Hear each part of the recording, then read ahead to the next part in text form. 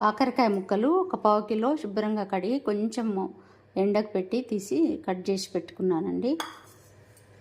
బియ్యం గులుసుకునే గ్లాస్ తోటి ఒక కప్పు కారం పోసుకున్నాను. సగానికి కొంచెం తక్కువ ఉప్పు వేసుకున్నాను. కొంచెం జీలకర్ర మెంతుల పొడి.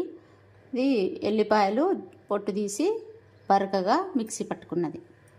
పచ్చడి చేసుకుందాం, కాకరకాయ పచ్చడి. కాకరకాయ నిమ్మరసంతో పచ్చడి పెట్టుకుందాం.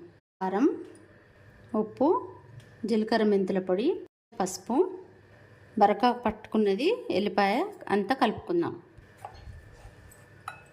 ఇప్పుడు ఈ కాకరకాయల్ని ఇందులో వేసి అంతా కలుపుకుందాం.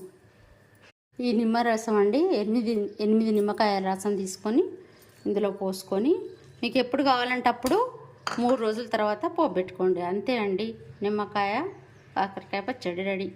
కొంచెం పోబెట్టుకున్నా.